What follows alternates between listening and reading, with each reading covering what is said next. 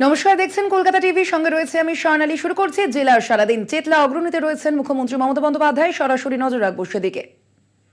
নতুন পাড়া যমুনা শ্রী শ্রী সর্বজনীন Durga Puja committee Islampur, Kamal Memorial club Islampur, Shri Shri Durga মন্দির NS রোড ইসলামপুর, সোনাপুর দুর্গা মন্দির দুর্গাপুজো কমিটি চোপড়া, শান্তিনগর উদয়ন সংঘ গোয়ালপুকুর 1, চাকুলিয়া মিলন সংঘ ক্লাব গোয়ালপুকুর 2, করণদিঘি ব্লক সর্বজনীন দুর্গাপুজো কমিটি করণদিঘি এবং সুভাষপল্লী সর্বজনীন দুর্গাপুজো কমিটি ডালখোলা।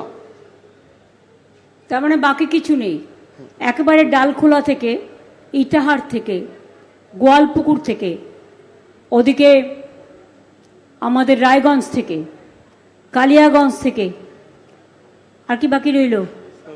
ইসলামপুর। হ্যাঁ, ইসলামপুর আছে, আর একটা বাকি আছে, বলো। চাকলা, এই নট চোপড়া নেই, চাকুলিয়া, এই সমস্ত জায়গায়। ইটাহারে যদিও একটু বন্যা ক্লিষ্ট আছেন, তা সত্ত্বেও কৃষ্ণকল্যাণী ওখানে আছে। রায়গঞ্জের পুজোয় কোথায় দেখতে পাচ্ছি না তো, হাত তুলুন তো।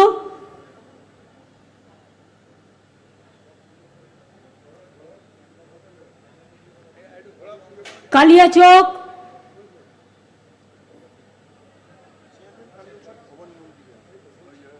ওই তো কৃষ্ণকল্যাণী, আজ সকালে ঝগড়া করেছে, ঝগড়া মিটে গেছে তো।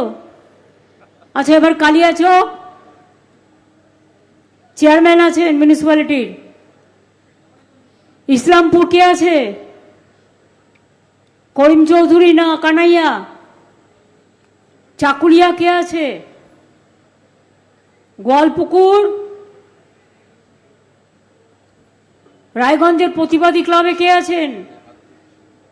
প্রতিবাদ ক্লাব একটু বলবেন, আপনারা বললে আমরা পাবো এখান থেকে। আচ্ছা, দেখতে পেয়েছি সবুজ জামা, গ্রিন। ইটাহারে কে আছে? ইটাহার মশরফ আছে? ইটাহার থানার সর্বজনীন দুর্গাপুজো কমিটি, আপনারা একটু রেসপন্ড করবেন, তাহলে আমরা এখানে দেখতে পাবো। দক্ষিণ কলকাতার অন্যতম নজরকাড়া পুজো সুরুচি সংঘ। অভিনব ভাবনায় মোরা এই পুজোর এবছর 71 বছরে পা। এবারের থিম পুরনো সেই দিনের কথা। জীবন ও কাল পরিবর্তনশীল, সময়ের অবিরাম গতিচক্রে হারিয়ে যাওয়া অতীতে এবারের সুরুচির বিষয় ভাবনা। অতি প্রয়োজনীয়, উপযোগী অথচ বাতিলের খাতায় নাম, সেই সব নিয়েই সুরুচির এবারের অভিনব মণ্ডপ প্রাঙ্গণ। তেলের টিন, রঙের ড্রাম, ডাবু হাতা, গাড়ির যন্ত্রাংশ, মাছ ধরার জাল এবং অকিঞ্চিতকর জিনিসপত্র দিয়ে তৈরি হয়েছে মণ্ডপের প্রবেশদ্বার। মূল প্রবেশ পথ থেকে মণ্ডপ প্রাঙ্গণে ঢোকার পথে রয়েছে আধুনিক সভ্যতার প্রতিচ্ছবি। ফুটিয়ে তোলা হয়েছে টেরাকোটার কাজও। ঐতিহ্যের সঙ্গে সাজুজ্য রেখে এবারেও সুরুচির মাতৃমূর্তি মৃন্ময়ী। এবারের সুরুচি সংঘের অন্যতম আকর্ষণ আলোকসজ্জা।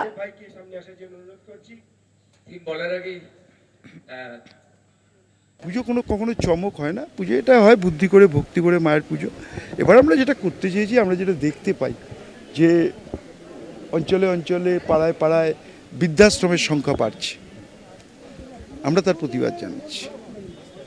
আজকে আমরা যে যা হই, ডাক্তার, ইঞ্জিনিয়ার, সিঙ্গার, খেলোয়াড়, পৃথিবীর বিখ্যাত মানুষ, এটা আমাদের উৎসটা কোথায়? উৎস তো মা বাবা। তাকেই যদি ভুলে যাই, তাকেই যদি যত্ন না করি, তাহলে মায়ের পুজো করে লাভটা কী?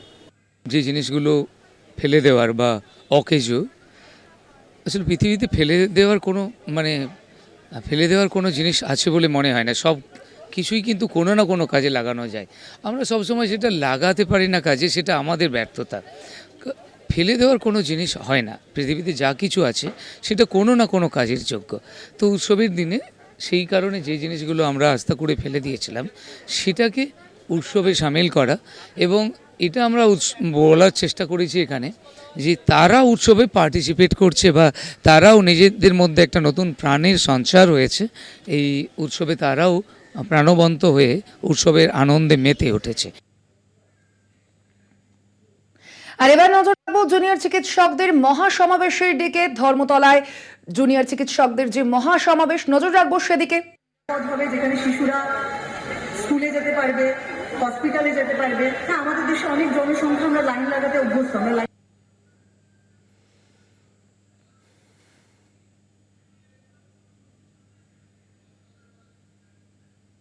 মহালয়ায় মহামিছিলের ডাক দিয়েছিলেন জুনিয়র চিকিৎসকরা এবং সেই মতো আমরাও তো পাশের জনের সাথে যখন কোনো কিছু হয়েছে, খারাপ কিছু হয়েছে, আমরা তখন চুপ করে নিজের বাড়ির দরজা বন্ধ করে থেকেছি। এই দরজাটা কিন্তু আর বন্ধ করলে চলবে না।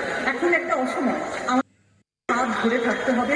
আমাদের মধ্যে অনেক নীতির হয়তো বিরোধ ঘটবে, হয়তো সবার কথা সবার পছন্দ হবেন না, কিন্তু তারপরেও জানবেন আমাদের সবার একটাই প্রশ্ন, একটাই লক্ষ্য, যে আমরা এমন একটা ভয়ের রাজনীতি বাদ দিয়ে, এই হুমকি সংস্কৃতি বাদ দিয়ে, এই ধর্ষণ সংস্কৃতি বাদ দিয়ে কিভাবে আমরা একটা সুস্থ পরিবেশ গড়ে তুলবো, কিভাবে একটা সুস্থ পরিবেশে বাঁচতে পারবো, এই পিতৃতান্ত্রিকতা থেকে কবে আমরা মুক্তি পাবো। আমাদের পিতৃতন্ত্র কিন্তু সবার মধ্যে, শুধুমাত্র পিতৃতন্ত্র বলতে আমাকে একজন ফেসবুকে প্রশ্ন করেছিলেন যে কেন তোমরা পুরুষদেরকে সবসময় আঙুল তুলছো। আমি বললাম যে না, পিতৃতন্ত্র কিন্তু মানুষের সবার মধ্যে থাকে, আমার মধ্যেও পিতৃতন্ত্র থাকতে পারে। একটা আইডিয়া, সেই আইডিয়াটা নিয়ে আমরা সবাই বড় হয়েছি। আমার তো এখানেও আপত্তি আছে যখন মুখ্যমন্ত্রীকে কালীঘাটের ময়না বলা হয়, এটাও কিন্তু পিতৃতন্ত্রের একটা পরিচয়। এটার আমরা কাজ নিয়ে আলোচনা করতে পারি, আমরা কিন্তু উনি সবার শেষে নিয়েছেন মহিলা, আমরা ওনার কাজ নিয়ে আলোচনা করি। ওনার উনি যেভাবে আমাদের যা বলছেন, প্রতিশ্রুতি দিচ্ছেন, সেটা রাখছেন না, আমরা সব কিছু বলি, কিন্তু ওনাকে আমরা এই ধরনের, ওনাকে কেন, কোনো মহিলাকে আমরা এই ধরনের কথা বলে আক্রমণ করতে পারি না। 14 তারিখ রাত থেকে নাইট যখন সারা রাতের এই দিয়েছিলেন আর কি, আমরা সবাই যখন সারা রাত রাস্তায় নেমেছিলাম, তখন থেকে মহিলাদের পোশাক নিয়ে, মহিলারা কোথায় দাঁড়িয়ে সিগারেট খাচ্ছেন, মহিলারা কি করছেন, মহিলারা কি হাসলেন, মহিলারা কি কাঁদলেন, কোন জামা পরলেন, সারাক্ষণ ধরে শুধু মহিলাদেরকে আক্রমণ করে। আমার মাথাতে এটা ঢুকছে না যে এই আন্দোলনের কোথাও একটা অলিখিতভাবে একটা ছিল যে আমরা তো প্রথমে নারী আন্দোলন, প্রান্তিক লিঙ্গ যৌনতার মানুষ এবং নারী আন্দোলন নিয়ে রাস্তায় নেমেছিলাম, তাদের সুরক্ষার কথা বলতে রাস্তায় নেমেছিলাম। তাহলে কিন্তু তাদেরকে, তাদের পোশাক নিয়ে, যেমন আমরা যেন সবসময় শাড়ি আর সালোয়ার পরে থাকলে আমাদের দিকে আর কেউ তাকাবে না, তাহলে যেন পরিবেশটা, আমাদের সমাজটা যেন পাল্টে যাবে। আমরা যদি না সে চুপচাপ গম্ভীর ওই রাস্তা দিয়ে যাই, তাহলে যেন সমাজটা পাল্টে যাবে। এইরকম ভাবে কিন্তু আমাদেরকে করতে করা হচ্ছে, আমরা তো কিছু, আমাদের তো বেঁধে দেওয়ার কিছু। নাম্বার 2, এইভাবে আন্দোলন করতে হবে, প্রত্যেকে 10টা পয়েন্ট নেই যে এইভাবে করতে হবে। মানুষের বুকের মধ্যে অনেক কিছু জমা হয়েছে, অনেক কিছু জড়ো হয়েছে, তাই জন্য আমরা রাস্তায় নেমেছি। আমাদের তো এত কিছু শর্ত মেনে নয়, শর্ত তো ওনারা মানবেন, আমরা কেন শর্ত মানবো সমাজে। আমার এইটুকুনি কথা বলেন, আমাদের আরেক কিছু কথা বলতে।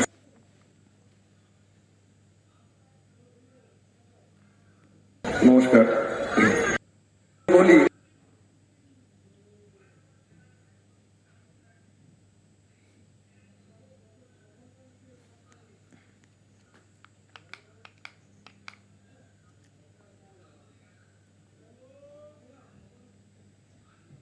আসছে পরবর্তী খবরে। বাংলায় কাজ নেই, পরিযায়ী শ্রমিকের অনাহারে মৃত্যু দুর্ভাগ্যজনক ঘটনা। গান্ধী জয়ন্তীতে ব্যারাকপুরে গান্ধীঘাটে গিয়ে রাজ্য সরকারকে তোপ রাজ্যপালের। বিতর্কিত মন্তব্যের জন্য রাজ্যপালকে পাল্টা কটাক্ষ শাসক দলের।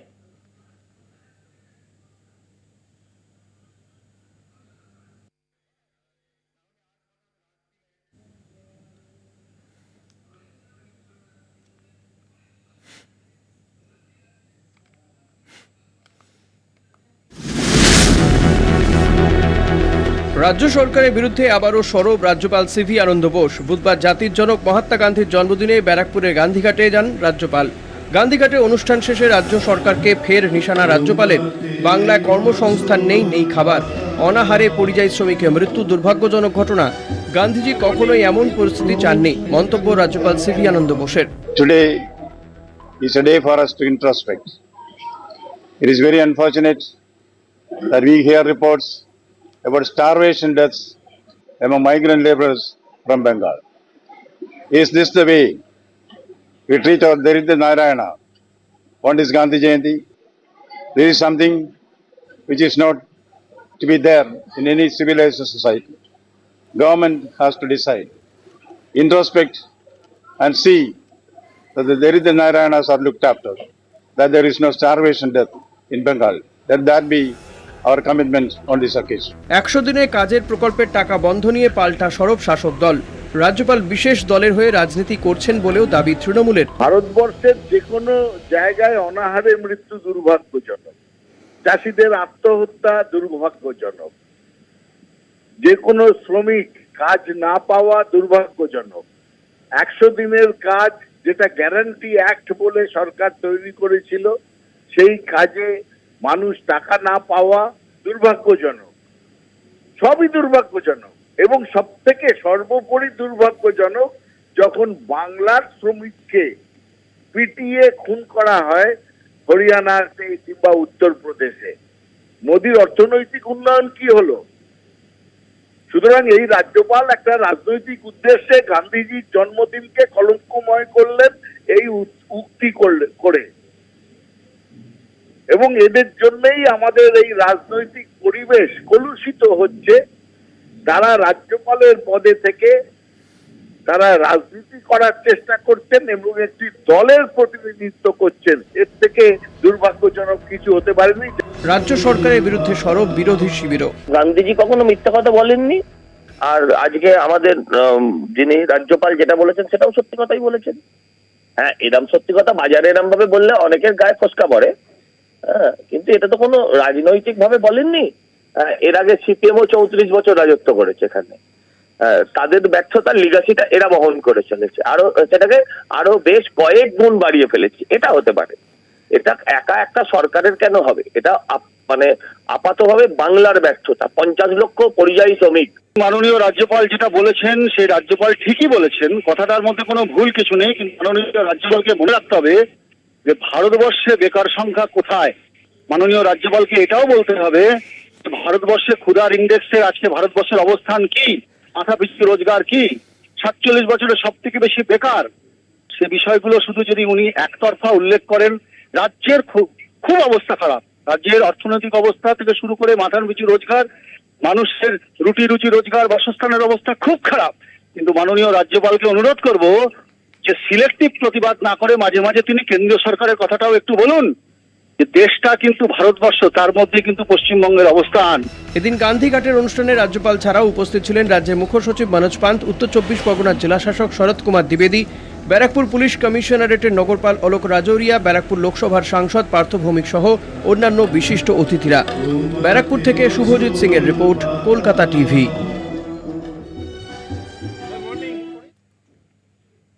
পিতৃপক্ষের অবসান, দেবীপক্ষের সূচনা। মহালয়ার দিনই দেবীর মুহূর্তে আসার কাউন্টডাউন শুরু। এদিনই পূর্বপুরুষের স্মৃতিতে তর্পণ করেন উত্তরসূরিরা। সকাল থেকে জেলায় জেলায় নদীর ঘাটে তর্পণের ভিড় দেখা গেল। বৃষ্টি ভেজা মহালয়ায় তর্পণে মানুষ, গঙ্গা সহ বিভিন্ন নদীর ঘাটে উপচে পড়া ভিড়। মহালয়ার পূর্ণ লগ্নে হাওড়া গঙ্গার ঘাটে ঘাটে মানুষের ঢল। পূর্বপুরুষকে তিল জল দান করে তর্পণ করেন উত্তরসূরিরা। হাওড়া সিটি পুলিশের পক্ষ থেকে হাওড়া শহরের যেসব গঙ্গার ঘাটে তর্পণ চলে সেখানে বিশেষ নজরদারি চালানো হয়। মহালয়ার সকালে পূর্বপুরুষদের স্মরণ করে তাদের আত্মার শান্তি কামনায় পিতৃতর্পণ করে বর্তমান প্রজন্মের বংশধররা। নদীর ঘাটে পুণ্যলগ্নে স্নান করে দাঁড়িয়েই পিতৃতর্পণ হয়। এমন দৃশ্য দেখা গেল আরামবাগের দ্বারকেশ্বর নদীর ঘাটে। আশ্বিন মাসের কৃষ্ণপক্ষে পিতৃপক্ষের শেষে দেবীপক্ষের প্রথম দিনে দামোদর নদে স্বর্গীয় পূর্বপুরুষদের আত্মার শান্তি কামনায় তর্পণ করা হয়। দামোদর নদে জলের প্রবাহ থাকায় প্রচুর পুলিশ মোতায়েন করা হয়। এবারে তর্পণে মহিলাদের সংখ্যাও ছিল বেশ ভালোই। পিতৃপক্ষের অবসান এবং দেবীপক্ষের সূচনা। এই মহালয়ার দিন সকাল থেকেই দুর্গাপুর ব্যারেজ সংলগ্ন দামোদরের বিসর্জন ঘাটে এবং দুর্গাপুর ব্যারেজের দামোদরের চরে পিতৃপুরুষকে জল তর্পণ করার জন্য বিসর্জন ঘাটে মানুষের ভিড় উপচে পড়েছে। দুর্গাপুরের কোকোভেন থানার এবং বাঁকুড়ার বজরা থানার পক্ষ থেকে পুলিশ নজরদারি চালায়। দুর্ঘটনা এড়াতে এনডিআরএফ টিম নজরদারি চালাচ্ছে। পিতৃপক্ষের অবসান ঘটিয়ে দেবীপক্ষের সূচনা। মহালয়ায় পিতৃপুরুষের আত্মার শান্তি কামনায় তর্পণে উপচে ভরা ভিড় বাঁকুড়া জেলার সোনামুখী ব্লকের ডনডিহা দামোদর নদীর তীরে। সকাল থেকে ঝালদা, লিহির বাঁধসহ সুবর্ণরেখা নদীতে তর্পণের ভিড়। তর্পণ শব্দটি এসেছে ত্রুপ ধাতু থেকে, এর মানে সন্তুষ্ট করা। পূর্বপুরুষদের আত্মার তৃপ্তিতে এই আচার পালন করা হয়। ভোর হতেই নবদ্বীপের গঙ্গার ঘাটে ঘাটে তর্পণ করতে হাজির হন মানুষ। বৃষ্টিতে সাময়িক বাধা হলেও বেলা বাড়তেই ভিড় বাড়ে গঙ্গার ঘাটে। নবদ্বীপ শহরের ফাঁসিতলা, রানীর ঘাট, পোড়াঘাট, বড়াল ঘাট সহ প্রায় সব ঘাটেই নবদ্বীপ ব্লকের গঙ্গার বিভিন্ন ঘাটে ভোর হতেই শুরু হয় সাধারণ মানুষের আনাগোনা। সকাল সকাল সপরিবারে তর্পণ অনুষ্ঠানে রানাঘাটের সাংসদ জগন্নাথ সরকার তিলোত্তমার আত্মার শান্তি কামনা করলেন তিনি। ব্যারাকপুর মহকুমার বিভিন্ন ঘাটের ঘাটে হলো তর্পণ। পূর্বপুরুষদের উদ্দেশ্যে তর্পণ করতে ব্যারাকপুরের বিভিন্ন ঘাটে ভিড় জমান কয়েক হাজার মানুষ।